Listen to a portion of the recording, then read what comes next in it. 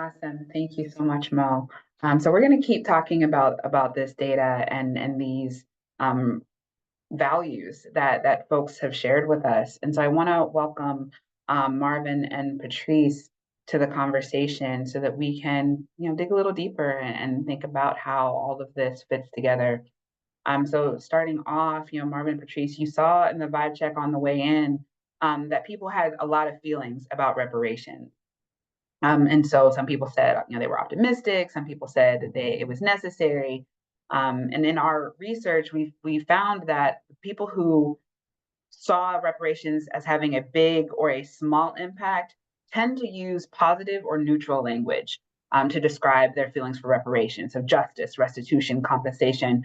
These are all words that people shared in the audience understanding survey. But there are folks who felt like reparations would have no impact. And so they shared some more negative language. They thought it was useless, a waste of time, it was a handout or unnecessary. So to start off, if you could just uh, briefly introduce yourself and how you're connected to this work on reparations, and tell us, like, how are you feeling about reparations coming into this conversation today? We'll start off with Patrice. Yeah.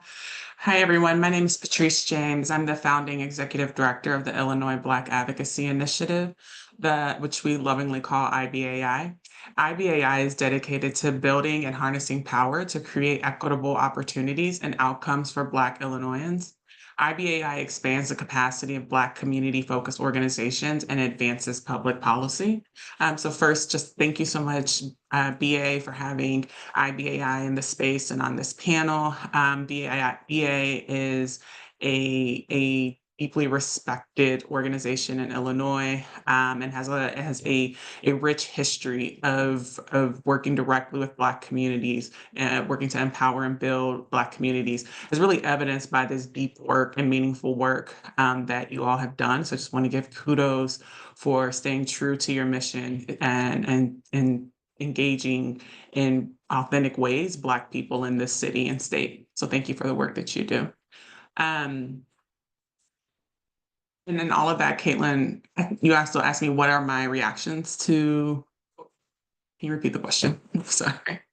Sure. So, just thinking of 5 words or phrases Yeah. that come up for you when you think of reparations. Yeah. I think it's probably everything that's on the positive side, but I would be not totally truthful if I didn't also sort of think of sort of some of the negative language as well, just because I feel like we've been around and around in the country during my lifetime around this conversation of reparations, and people do think they sort of have lost sort of hope in this idea that it's a waste of time, we're never going to get this, we just need to move on, and sort of also uh, just like we inherit language that has been ingrained in American culture of just like pulling yourself up by your bootstraps. But largely, when I think of reparations, I think of this is it's what's owed, it's what's necessary, um, and it is a tool for Black liberation. Awesome. Thank you, Patrice. Marvin, how about you? What are 5 words that you would use to describe how you're feeling about reparations? And please share more about the work that you're doing on the issue. Yeah, so Marvin Slaughter Jr., everybody, chairman of the Illinois African Descent Citizens Reparations Commission. A little bit of background on the commission.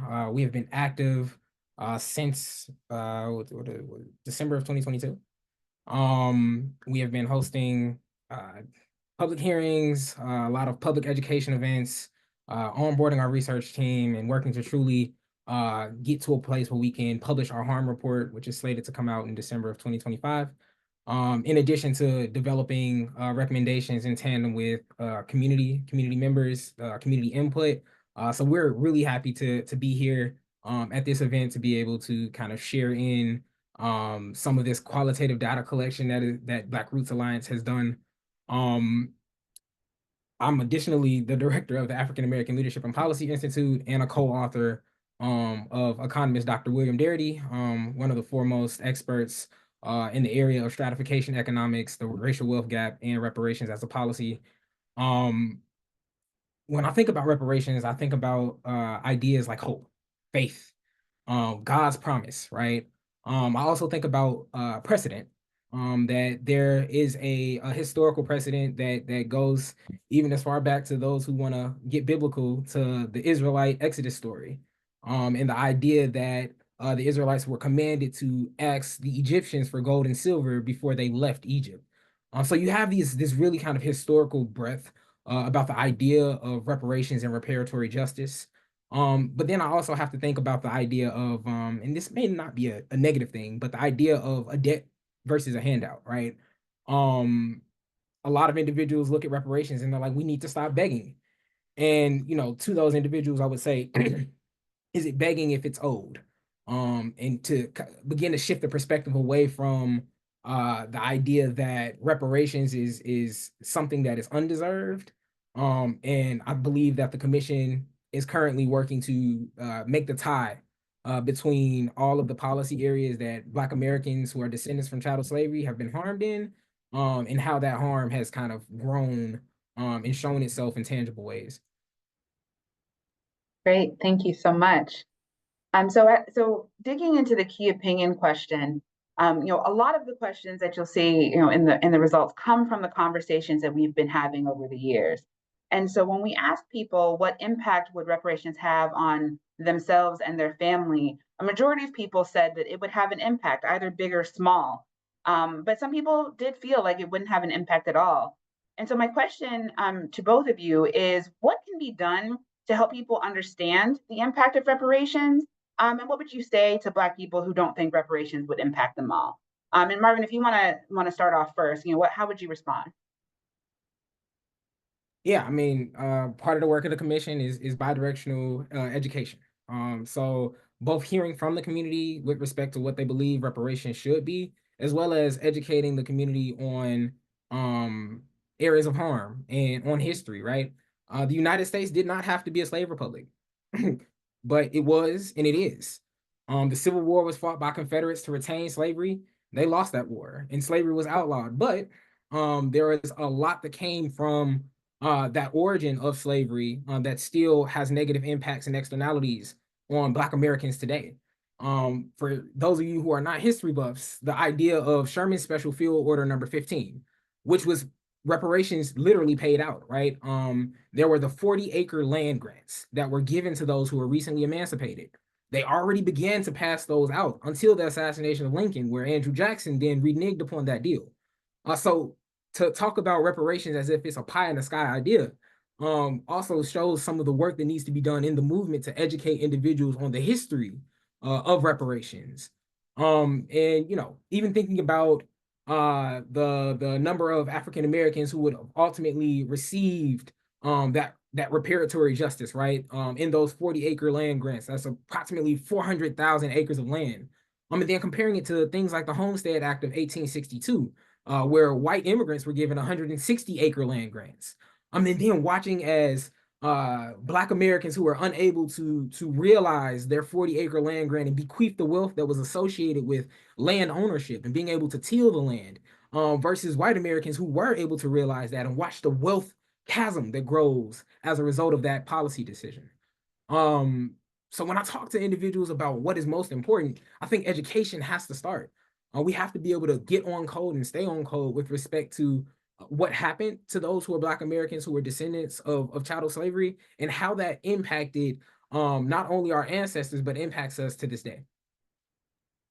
And Thanks, Marvin. no, I would build on that, that sure, the education is always important, always being able, because what we can do is tie current conditions to past harms, right? That it is clear those links and connections can be made. But I think that we have to go a bit further and actually engage with people where they are about how they are currently living and their views. I think there's some folks who their existence, their way of being, it is just normal. Like this is just what it is to be Black in America. And I think we have to engage people and sort of to debunk and start to really talk about this doesn't actually have to be normal. Some could argue it's not normal across the country. So the history is important, but I think we must continue to relate it to current times and practices. I think if anything, if like I had any takeaway from this most recent federal election is is that, we are hyper focused on what we are currently experiencing. And I think people start to get lost a bit when you start to go back in history, et cetera. I think we have to address people where they are, what the harms they might currently be experiencing, and say, here's how reparations can solve for some of that. Here is how this is actually connected to uh, the past. I think it's really important to sort of start exactly where people are, because I think the education takes a bit of time, and you lose people if you're not addressing like the most pressing thing to them in the moment. Yeah, I mean, in addition to that, exactly what you said. You have to make the tie though, from present, current lived experience to the past, because these things don't happen in vacuums, right? And there are large amounts of evidence that show that, starting with slavery, going through redlining, the impacts on the racial wealth gap, which has impacts in just about every discernible disparity that we experience, everything from educational attainment to maternal mortality, right? Like you see the racial wealth gap has a play in all of these things. And making sure that we can make that tie helps us to be able to understand that it's not a us problem, it's a systemic issue, as well as be able to make the claim for why reparations are needed. Okay, thank you. So when we were talking with Black people about reparations, we wanted to be honest about some fears that were coming up and concerns that people have about the issue. And so, as both of you have shared, a lot of people have already stated that they're afraid that reparations might never happen, and some folks specifically said that they were afraid that the government would turn around and tell us that they're not going to give it to us, similar to what happened with the original 40 acres and a mule promise. But folks were also afraid of injustice in allocation or misabuse or misallocation in funds. Being afraid that it wouldn't be what we deserve, that it would just be the bare minimum and it wouldn't actually deal with the holistic problem. But there was also some sentiment that reparations would be spent frivolously and wouldn't actually help the Black community. And one of the things that really struck me when folks were talking about reparations was also this fear of increased bigotry, fear that when people hear the word reparations, similar to what people are experiencing when they talk about DEI or any of the backlash, that it could inspire additional experiences of racialized violence. So considering these fears, what can we do to alleviate the concerns? And like, what would you say to empower Black people in this moment when they're feeling this fear? Yeah. Well, the one that sticks out to me a lot, Caitlin, is the fear reparations would be frivolously spent, right? And I think one, that is an assumption that the only method of reparations is like a cash dispersal, that we're just getting some like straight cash. I think that there's other ways and other opportunities for reparations that extends beyond just $5,000 in someone's bank account. But I think I'm curious to ask people why they are concerned about people, if it were a cash, distribution, why we would care how people decide to use the money, when again, we're talking about it's a debt owed. And I think to that, it kind of ties back to this notion that in order to live a quality life, in order to have a self-determined existence and future, that you have to live a certain kind of way. And I think that thinking is actually really harmful to Black people. And it really is, to me, just internalized white supremacy and white thinking, that, how you decide to live and use money is completely your choice. There is no such thing when you are owed a debt that you could spend it frivolously. It's yours to do what you want with it. And again, that to me is just, again, that we have to continue not to free ourselves, but to also like free our minds from this notion that we could be frivolous.